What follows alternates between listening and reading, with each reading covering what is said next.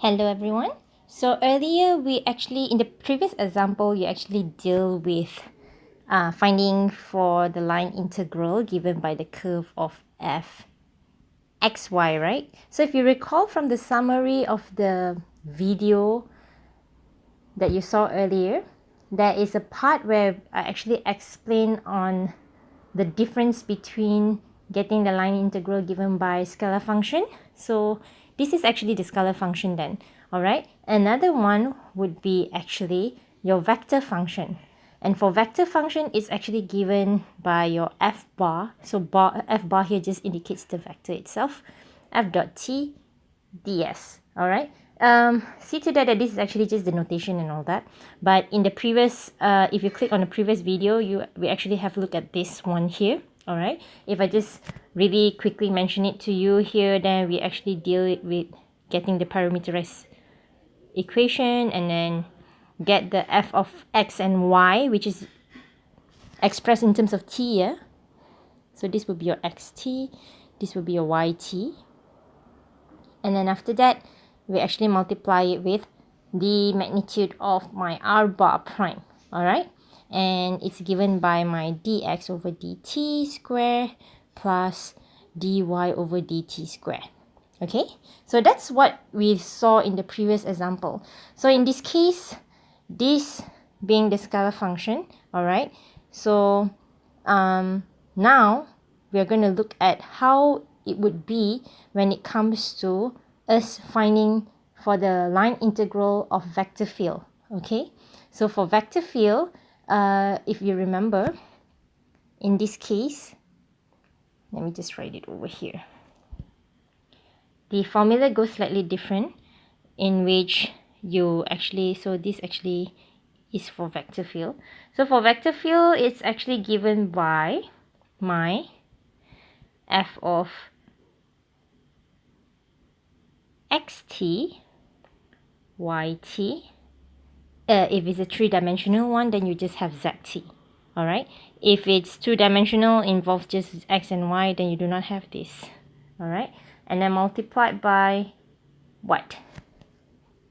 The r bar prime t. All right. dt. So it goes slightly different from how we actually would have solved it when it compared to it being a scalar function and a vector function. All right. So today we're going to explore finding the line integral for vector function. All right. So this here is the formula for it. So let's look at example here now. So say that we are given a vector field. Given vector field.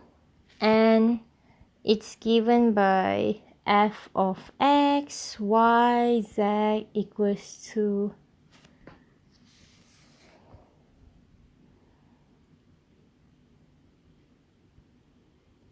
8x squared yz I plus 5zj minus 4xyk. Alright, so given that you have this vector field here and the curve on the line C indicating the curve is given by r of t equals to ti plus t squared j plus t cubed k, where t satisfies this boundary here from 0 to 1. And now they're asking you to find the line integral. Find the line integral of the curve in which the vector field is given by this f, x, y, z, and that the curve is given by this equation here.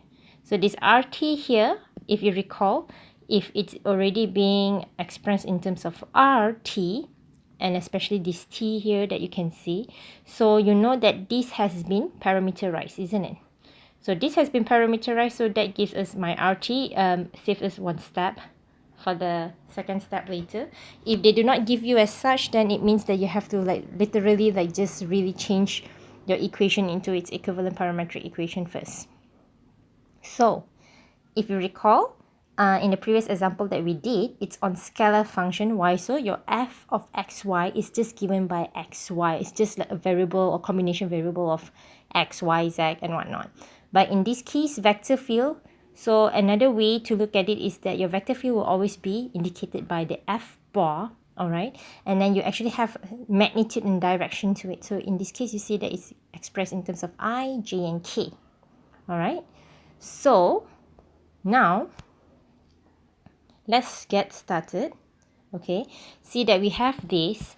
So the first thing for us to do is literally this, right, from this formula here. But you can see that we already have our r. All right, so now let's get started with this f first. All right, f is given by this equation that you see here. So remember that we need to parameterize every equation, so make sure that everything will then be expressed in terms of t. Alright, in this case it's t. Sometimes, well, who knows if you actually come across any other question and they might use a different variable to it and all that. So I'm just saying it based on this question over here. So see that we have f of xt, yt and zt.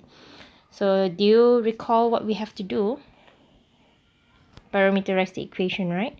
So let's get started with getting our f of our, I'll just write this as rt here, because note that our rt actually also indicates the xt, yt, zt. Alright, I can also express it in terms of this. This also indicates that I want to convert all the x, y, z here into its equivalent parametric form. So if you recall that your c is actually given by t I plus t squared j plus t cubed k. Alright, so what this basically tells us also, alright, another way, I can also rewrite my rt as t indicating the x, my y over here they already changed it for us, t squared, and my z would be t cubed, right? So what does this tell us? This is my xt, yt and zt. Alright, so this actually, if you know this is my xt, this is my yt, this is my zt. Alright, but then again, of course, we do not just put t squared, t cubed, because we need to get the function itself, which is solely relying on this equation or expression that they give us. So now I have 8 x squared, right? So x squared in its parametric form is t squared, right? So see that this is y here. So y is actually t squared. So I'm just going to write everything as it is. T squared. And my z is given by t cubed. Alright. So I hope that it's pretty clear about what we're doing here right now. So I'm just replacing all the x, y, and z with respective t squared, and t cubed. So for example, here I have 5 z. Z is actually 3 t cubed, j, and then minus 4xyk. Again, x is indicated by t, y is indicated by t squared, then k. So if I solve everything here, it would actually give my r of t being, if I just solve this, it will give us 8t power of 7I plus 5t cubed j minus 4t cubed k. Alright, so this will basically be my f of my rt. All right. So if you recall from the formula earlier, I just scroll this up a little bit. So whatever that we have found from the latest step would be this first term here. But we're not then there yet because we still need to get my r bar prime t. So let's find our r bar prime t. So secondly, r bar prime t. We need to find this. I'll put this in the second step. Okay. So we know that our RT is basically, I'm just going to copy this down again from whatever that we see at the top part of the video here, of the screen here, plus t cubed k. All right. If I want to get the r prime, basically I'm just differentiating it, right? So what I'll get is 1. If I differentiate t, I get 2t. And over here, when I differentiate it, I get 3t squared. All right. Don't be anxious if you see this in terms of the coordinate. It's just another representation of how I would have written it as 1 of I plus 2t of j plus 3t squared of k. All right. So same representation. Sometimes it's just easier to write it in coordinate form. So again, it really depends on how you see whichever that fits your style better. So now comes the end part, which is just basically, this is just the notation for line integral, if you still remember.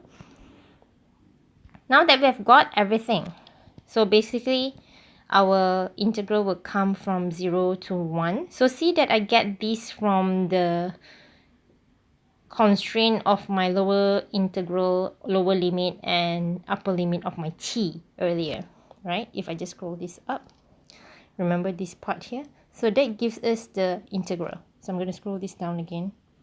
Okay, so I'm going to put everything in according to the formula. So remember, the first term is actually the f of my RT.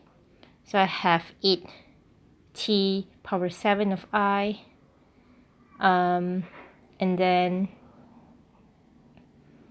plus 5t cubed j minus 4t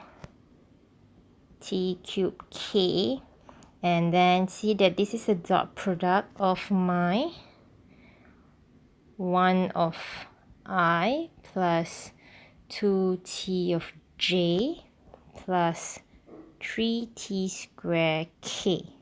All right, you see where this is going at, right? Because whatever that's happening right now is that I'm taking this f of rt, which is this one here, in terms of its ijk. So just for consistency basis, I'm also going to get the r prime as the ijk form. Okay, and note that this is the dot product. So for dot product only applies for a vector function. So what I will get from here is basically get the coefficient and multiply each coefficient of the I, j, and k separately. That will lead us to 8t power of 7 for this one, right? And I will get, and 5t cubed times 2t gives us 10t power of 4. And this one, minus 4t cubed times 3t squared, that gives us minus 12t power of 5. All right, dt. Okay, and this would be from 0 to 1. All right, and of course, once we have got this, we need to integrate it accordingly. So this will give us 8t power of 8 over 8, which I will get t power of 8, right? 10t power of 5 over 5.